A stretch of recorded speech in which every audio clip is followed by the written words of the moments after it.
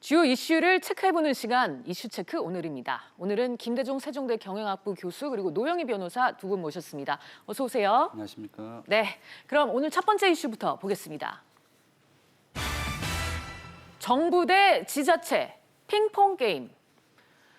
버스 파업의 찬반 투표 결과가 오늘 공개됐습니다. 압도적인 찬성표로 총파업이 결의가 됐는데요. 관련해서 자세히 좀 알아보도록 하죠. 변호사님, 결국 오는 15일 버스 대란이 현실화되게 됐죠. 네, 그렇습니다. 96.6% 정도의 압도적인 찬성으로 이제 파업을 하기로 결정을 한 건데요. 그럼에도 불구하고 아직까지 며칠의 말미는 남아있다 네. 이렇게 볼 수 있습니다. 이 전체적으로 전국의 그 버스 사업장은 479곳인데요. 그 중에서 234곳이 지난 4월 29일에 쟁의 조정 신청을 했습니다. 그 버스 사업과 같이 공익적 성격의 사업을 가진 노조에서는 그 사측하고 먼저 파업하기 전에 쟁의 기간을 거쳐야 되는데요. 그게 바로 15일 정도의 기간을 둡니다. 네. 그래서 다음 주 14일까지가 이제 시한인데 현실적으로 이게 7월 1일부터 버스 그 운전하시는 분들이 근로 시간이 52시간을 넘으면 안 된다라고 하는 법이 적용되기 때문이죠. 그런데 그동안에 사실은 버스 운전하시는 분들이 너무 이렇게 연장 근무 같은 걸 많이 함으로 인해서 승객들의 안전을 담보하지 못한다는 문제가 있어서 이걸 네. 하긴 했는데 문제는 이 버스 운송하는 사업주들에 보면은 기본급이 낮고 이 연장 수당이나 이런 그 추가 활동으로 인한 수당이 더 높은 구조여서 만약에 이런 식으로 52시간 근무를 강행할 경우에는 실질적인 수입이 줄어듭니다. 이제 그런 것들이 현재 지금 문제가 되고 있는 것 같습니다. 네, 그나마 다행인 거는 변호사님 말씀대로 지금 며칠간의 여지가 있다는 건데 좀 협의가 제대로 이루어질 수 있을까요? 어떻게 보세요? 일단 오늘부터 지금 본격적으로 시작을 하고 있는 것 같고요.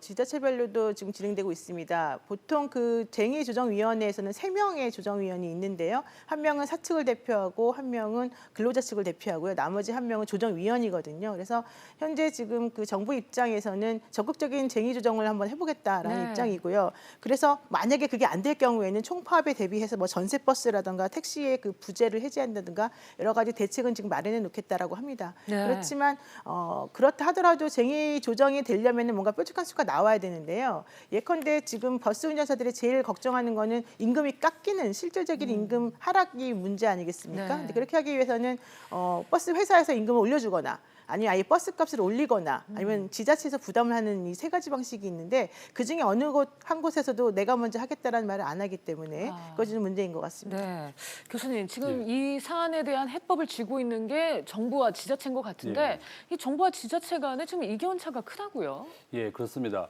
지금 현재 그 중앙정부의 입장에서는 버스 요금 올릴 수 있는 게 지방자치단체, 지방정부에서 해야 됩니다. 그러니까 지방정부에서 가격을 좀 올려서 버스 회사가 파업하지 않도록 좀 하라는 거고, 버스 회사는 또 지금 현재 계속 적자 지속입니다. 계속 적자가 지속되어 있는 상황에서 어떻게 도와달라고 정부에 요구하고 있고, 또 지방정부 입장에서는 중앙정부가 68시간에서 52시간을 줄어들게 됨으로써 버스 운전기사들의 급여가 한 100만 원 정도 줄어들게 되었어요. 네. 그러니까 이와 같은 큰 금액 차이가 있으니까 그럼 중앙정부가 좀 보전해라. 또 지방정부가 버스 요금 올려라. 이렇게 서로 핑퐁 게임을 하고 있는 겁니다. 네, 교수님 지금 이 사안을 해결하기 위해서 요금 인상은 불가피하다고 봐야 될까요? 예, 전 요금 인상이 불가피하다고 보고 있는데요. 지금 현재 그 중앙정부가 요구하고 있는 사항은 한 200원 정도 올려라 이렇게 얘기하고 있고 버스 업계에서는 400원을 올려야지 적자 노선도 있고 하니까 좀 유지할 수 있으니까 400원을 올려달라. 또 경기도의 입장에서 한 250원 정도까지는 올릴 의사가 있는 것 같아요. 네. 또 서울시의 입장에서는 또 버스를 우리 환승하지 않습니까? 경기도에서 버스 타고 와서 지하철을 또 환승하게 되니까 그럼 서울에서도 좀 부담을 좀 해라 이런 입장인데 서울시 박원순 시장의 입장은 절대로 올릴 수 없다 이런 입장입니다. 또 최근에 또 택시 요금도 작년에 올렸고 네, 그렇죠. 또 국민들이 또 반발도 많으니까 서울시에서는 안 할 것 같고 일단은 지방 경기도에서 먼저 한 250원, 한 400원 정도 타협을 해서 올리고 시장 경제에 좀 가격을 맞추는 게 필요하거든요.